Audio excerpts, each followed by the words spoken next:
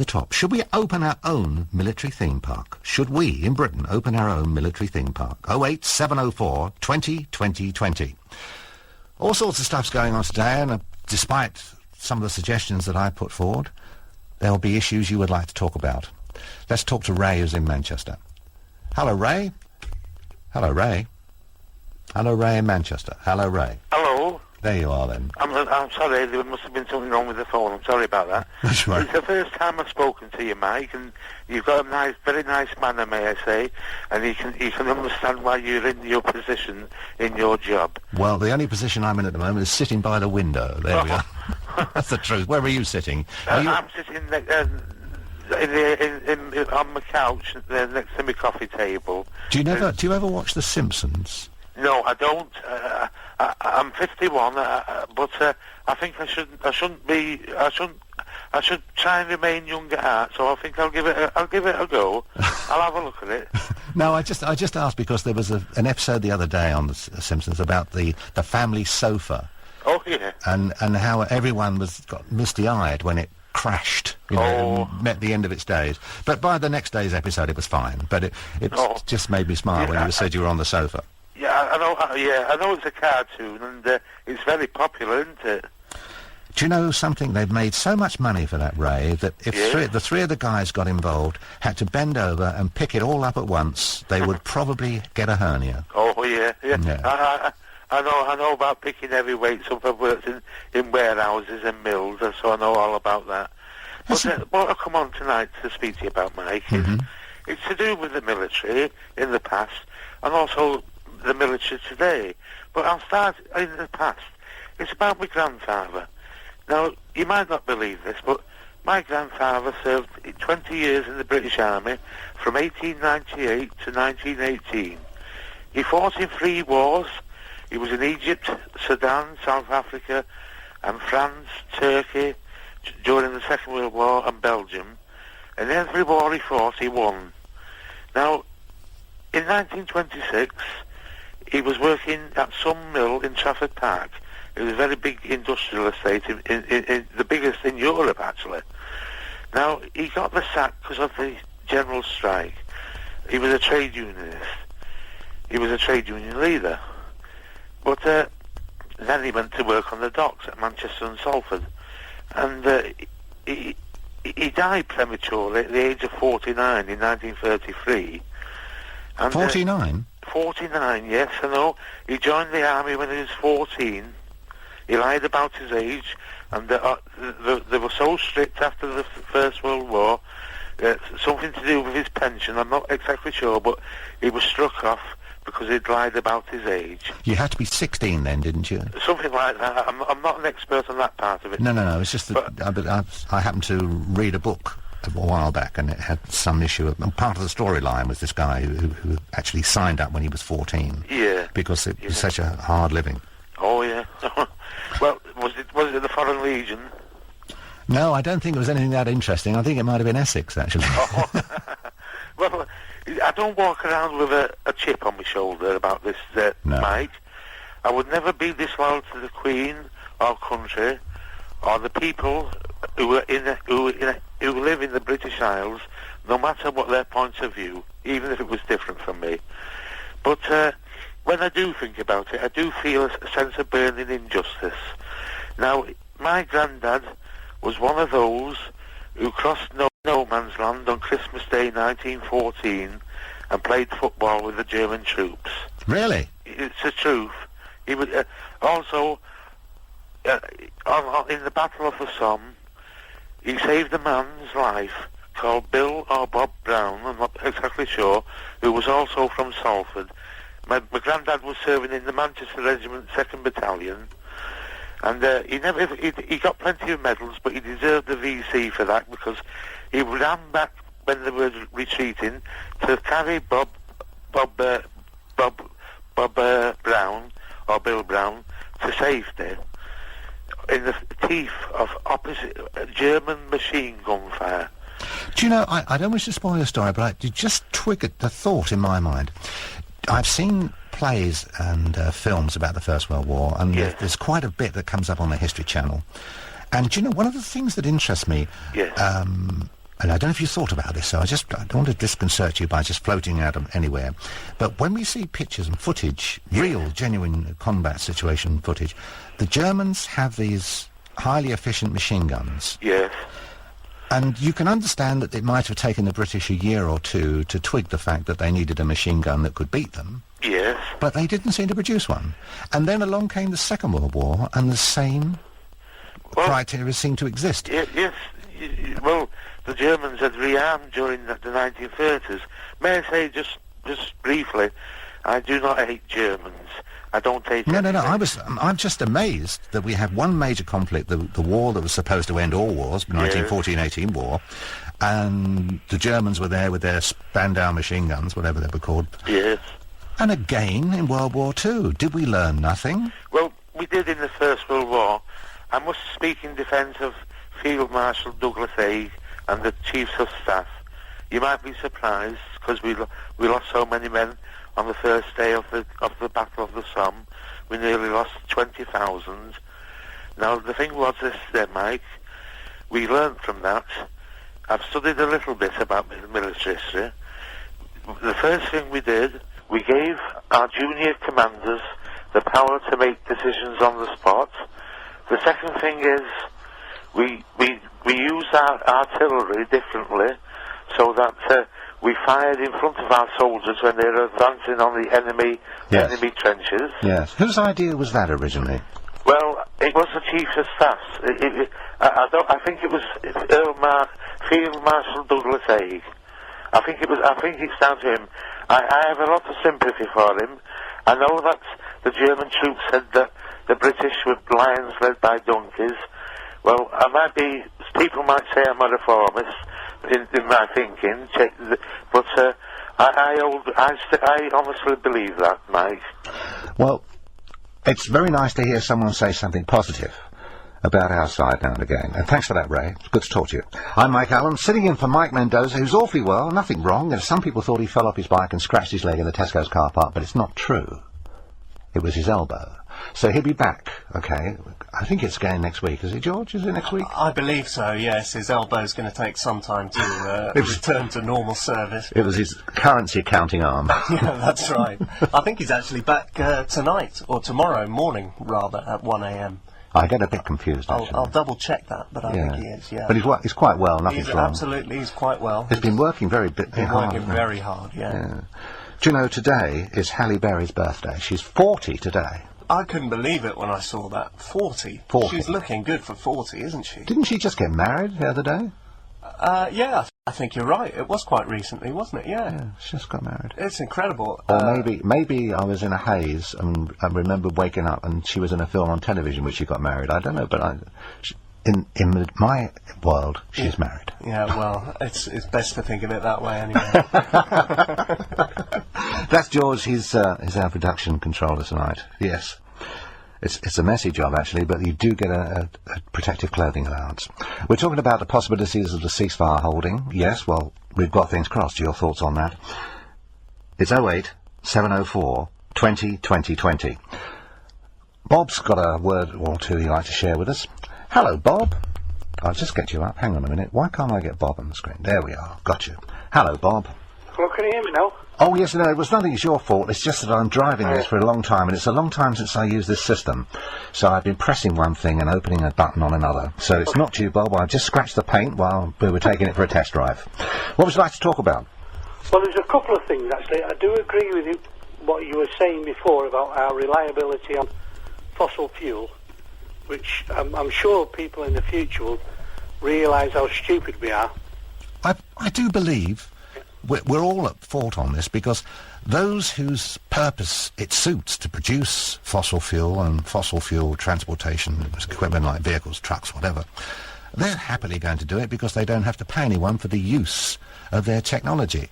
But we've surely reached a point when somebody says, well, do you know they've been doing car racing for 100 years, and it was virtually the same thinking as they're using today. So surely motorsports, such as motorcycle racing and car racing, that can't get away with it for long. That's right. And what about... I don't come from a particularly large family, but my grandmother, I think, had about 9 children. And in today's world, if she'd have wanted to take them all out with her on a shopping trip, her neighbours would ideally have shunned her because she had a vehicle, or would have needed a vehicle, should she have had one, that would be far too large for what they considered acceptable. So, you know, there's this... You can't have 5 or 6 kids anymore. You see, that was the point I was trying... And I wanted to point it out to you before, but obviously you agree with me. But you see, this thing that we're speaking about now we realise how short-sighted this war is about, which anybody that's honest about it's about war. It's about oil. It's about oil, and it's about controlling the world in fossil fuel industry. I don't believe for 1 minute this is a thing that's anything to do with justice or anything about what did they say it was originally? What, a war against terror? You mean you're talking about the invasion of Iraq?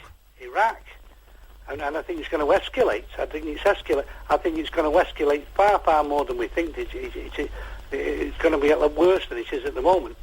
What are your thoughts on this idea of a military theme park, which is absolutely serious? Just so silly, just so daft.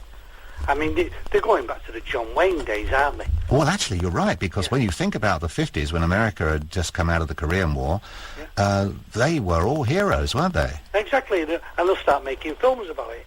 And we'll get the John Waynes coming out of the cupboard, making their own films, like John Wayne did, as you know, paid for himself, made a silly film called The Green Berets. Oh, I remember that. And there was all Japanese people sitting in trees, shooting people down, mowing down women and kids. This is in the 1970s, trying to justify the war in Vietnam.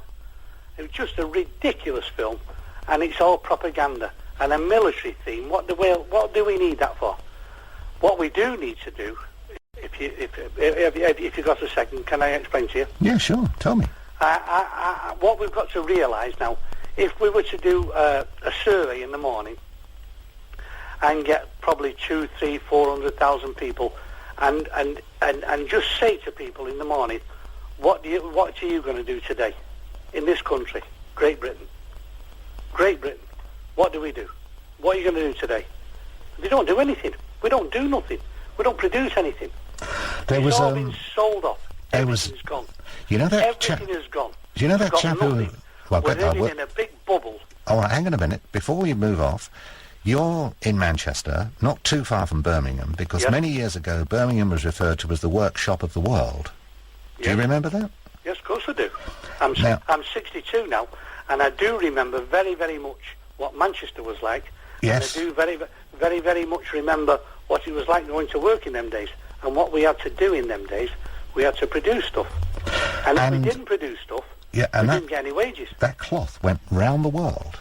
Yes. The cloth from Manchester. Birmingham engineering went round the world. The guy who invented the Dyson vacuum cleaner did a sort of closing of accounts on an address at Oxford University, I think it was. Anyway, he was making the point that you made, Bob, that we don't engineer anything, and until you engineer something, you're not creating. And if you're not creating, then jobs are falling by the wayside, and people have got nothing to aim for. And now, sooner or later, and you've seen it with telecom. People just sat in an office with a suit on, or singing about Halifax or whatever on the TV, and passing money round. And can we change this and can we change that? Nobody's doing anything other than trying to rob one another. And I mean rob one another. I don't mean business. Rob one another. And nobody produces anything. You can go in the middle of Tokyo, you can go to New York, you can go to London.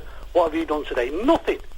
Not grown a carrot, not produced anything at all. But if you went to China, they'd be tired by 7 o'clock. They've been producing since 5. Well, look, can I just say to you, if we were to go back to the 1950s, and everybody said, well, all the poor people in Manchester, there's no work there now, what we'll do, we'll open a big factory, and we're going to make frying pans. They're going to invest frying pans in the world, big Union Jack on the back of them, and they're going to cost £19.95, and they're the best frying pans in the world. The Chinese will send them over here. You get 1,000 for that. It's interesting. They'll work for it. It's interesting, Bob, that people talk about human rights and how people deserve this respect and that respect, and also to earn their own income. But as soon as you offer them a cheaper alternative from another society who obviously are nowhere near as financially well off as the people in the West, they'll take that. So those fine thoughts about other people's welfare are quite cheap, really, aren't they? They can be bought just by producing a frying pan, as you suggested, for half price. Bob, I've got to take a move. Good to talk to you. I'm Mike Allen, you're listening to Talk Sport. Mike Mendoza's normally here, but on 1089 and 1053 there's a little bit of crepe around his picture on the wall tonight because he's having the night off. So you can't have him, but the nice news is he'll be back tomorrow. That is right, isn't it, George? It is tomorrow. Still haven't double-checked, actually. I'll have to double-check. I'll find out now. OK. The definitive word on that will be coming. I'd love to talk to you about some of the bizarre things that have come our way. National Singles Week starts today. How difficult can it be to find a partner? Many people have asked this, and the truth of the matter is, we've seen television shows, we've heard radio shows, we've read in the press and magazines about the definitive partnership, the one. So with all these standards of complicity, how come we have such a problem? Truth of the matter is, of course, it really relies on a piece of magic between two people. And on the face of it, they might be getting on fabulously. But behind all of it, there's a little piece of magic. And if you inquire too deeply or look too seriously, don't be surprised if it goes away. Give me a call. How lucky were you when it comes to dating? Did you try speed dating? What was that, like 30 seconds with one person? You just got past, hello, how are you? What do you do for a living? Well, I must be going. That's good, isn't it? That'll go terribly, terribly well. That should be right up there with dieting. 08704 20 20 20. In just a moment, a chance to speak to Dave, also another David in Birmingham, Bernard, and also Rainbow George. I'm Mike Allen, this is TalkSport. The Alan Brazil Sports Breakfast Show with Mike Porky Parry and Graham Beecroft starts at 6 o'clock. So as I vacate the building, they slip in the door, dressed in Tarzan outfits, carrying, what? Fresh green vegetables. A sports breakfast you could enjoy. I was going to speak to Rainbow George. I'm determined to do so. Come on, screen. Work for Michael. Thank you very much. See, all it needs is a gentle kick and a firm but crisp attitude. Hello, George. You're on TalkSport. Hello, George. Hello. There you are, at last. I've got you. I thought you were coming to me after a succession of Davids, so I'd gone off somewhere. Ah, well, I had a rethink, actually. I tell you for why, because I looked on the screen and just saw that you wanted to say hello and whatever, and they had sort of related things, so I thought rather than break the chain, I'll speak to you, and then I'll get on to all the Davids. Oh, right. Yes. Have you been well? I have, and yourself? I mean, it's been a long time. Yes, it has, hasn't it? I've missed you. Oh, George. If knowing you as I have over the years as a regular contributor, I know that there is a little chink in that armour. Well, I think we need to be looking forward with some optimism, because everything seems pretty gloomy at the moment, and all a bit biblical what's happening in Lebanon, and very, very dangerous situation, and we just seem to be watching it happen and not doing anything about it, and I think that helpless feeling is something which is also compounding the feelings of deep regret and remorse and sadness, whatever, but the fact that we're so powerless to seemingly do anything about it. I sense that there are a lot of people out there that want it to go off, for sort of so-called religious reasons, and I mean, the Christian fundamentalist right-wing mindset sort of reads the book of Revelations and believes that before we can have 1,000 years of peace, we have to have the apocalypse. And I believe that is the agenda, to stage the apocalypse in the region. And it's just...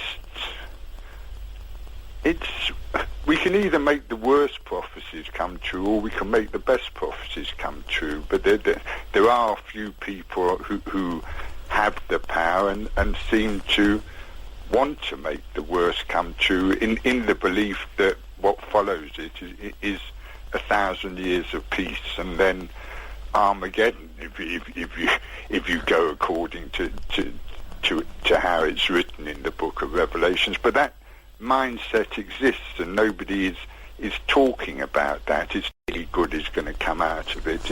If you have time, if you look at a website, pleasewishuswell.com. Pleasewishuswell.com. You'll probably find it interesting. George, as always, it's lovely to talk to you, and I do wish you every strength. I wish you too. Thank you. Speak soon. All the best. God bless. You're listening to talkSPORT. I'm Mike Allen. If you'd like to be part of the programme, I'd love to talk to you. It's 08704 20 20 20. 08704 20 20 20. You can email talksport.net, or you could text me on 81089. A few emails came into the programme. We were talking, as you know, the Americans, this is in great seriousness, the Americans have this plan. In Virginia, they have a former military base. They're going to turn it into a military theme park. And why would they do this? They need money. They desperately need some cash. So the coffers and the military budget need to be replenished. They can only do that if they can get people to come along and experience their theme park. You might think I make this up. Seriously not. I promise you it wasn't. I think it was in the Weekend Times, and I think it was also in the Telegraph. Should we open our military theme park ourselves? Britain has a huge military history. Goes back farther, much, much farther than America, as you know. So should we open our own military theme park? We see in today's media that there's a shortage of cash as far as the British military forces are concerned. And when it comes to looking after our guys and the right equipment in Afghanistan, it would appear from reports in the press that they need some assistance. And preferably yesterday, as opposed to, well, we'll have these new trucks ready in 6 months. Oh, yes, in the meantime, they're going to ride bikes? I don't think so. You'll have a view on this, maybe from personal experience, you can tell me. 08704 20 20 20. Many thanks to, who's this? Lollipop in Brum. So at your military theme park, how about a celebrity firing squad? Should make a few bob. What an amazing idea. This Jack from Harrow, he said, good morning, right? What an amazing idea. I'd go to that theme park. What's the problem? As soon as I'm 20, I'm joining the army, and all of my mates are interested. We all went to the army cadets. I really hope we do this. Can you tell me the place where you got this information? Well, I just happened to mention it was in the press. I think it was on Sunday's paper, actually. Absolutely true.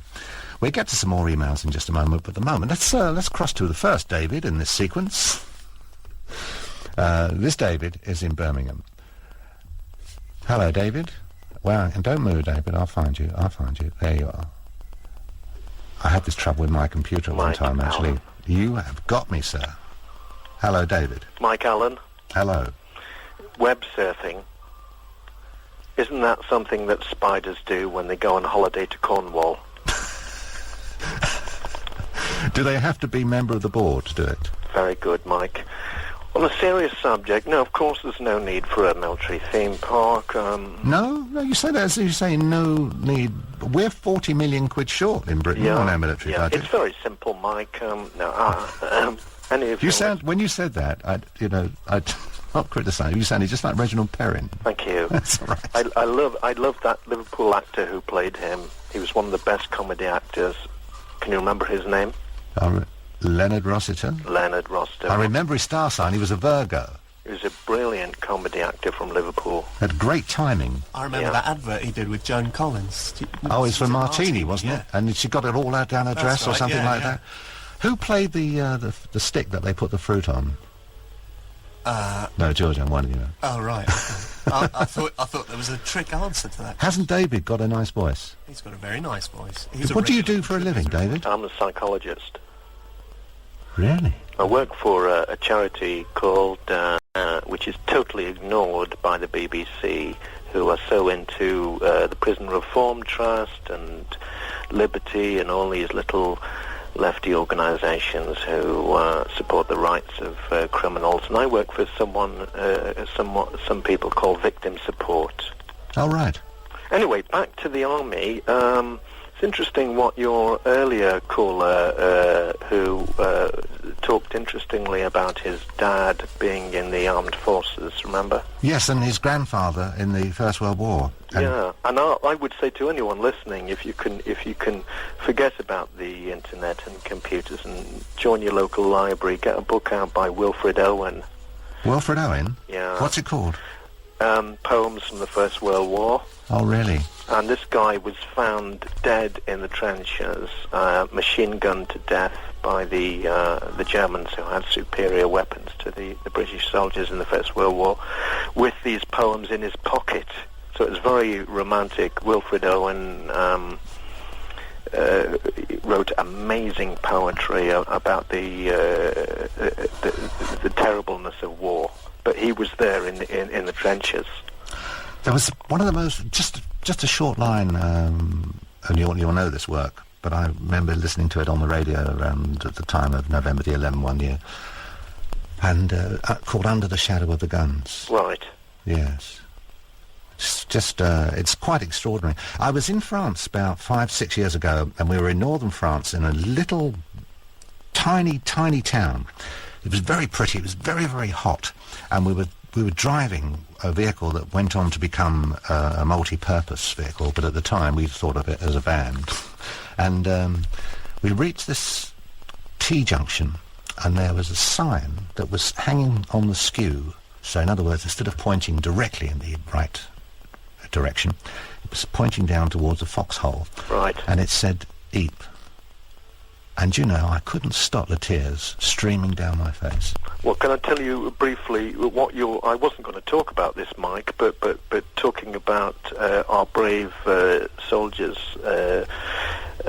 For a start, can I say that I don't want them to be in Iraq and Afghanistan, but I totally support the guys out there 100%, and the Ministry of Defence hasn't given them the right equipment.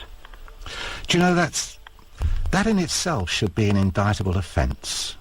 You know, to take soldiers, fully trained, and the British Army is fully trained, as you know, and to send them without the right equipment. I could justify taking certain members of the civil service and placing them on a very severe charge.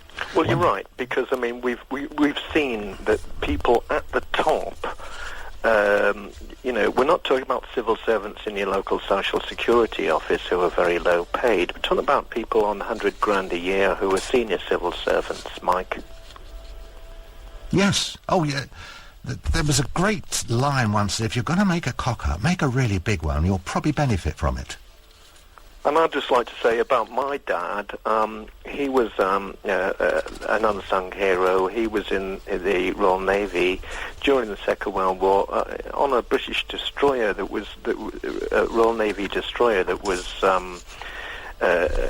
helping a convoy come into the port of Liverpool, which was being bombed night after night after night in 1941, like Coventry was, like the East End of London was, by the Germans. And my dad was suddenly told, abandon ship. His Royal Navy ship had been hit by a German submarine torpedo, and all the guys had to jump into the freezing cold North Atlantic. And I would not be here today, because I was born after the war, Mike, if another British ship hadn't picked up my dad. Well, they reckon that survival was just a few minutes in waters of that temperature, didn't they? God, yes. He had to swim underwater to go underneath burning fuel on the surface. What? These men and women of that time were heroes, weren't they?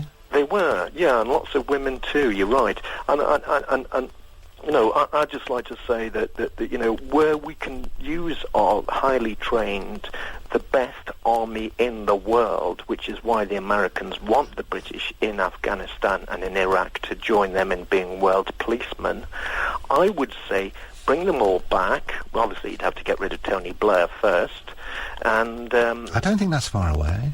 Right, good, that's good. And they should all be at our airports and at Dover and our seaports and at the Channel Tunnel and certainly at Heathrow and Stansted and Birmingham, because the British Airports Authority, Mike, are more interested in their profits and their shareholders than the thousands of people who, as we're speaking, Mike, are stuck at Heathrow and Stansted, and the British Army should be there instead of in Iraq and Afghanistan. One thing you could be quietly sure of, David, that should that order arrive, they will be instructed to collect full desert military kit. Right. To do it. Of course they will. I just wanted to ask you a question. Yes.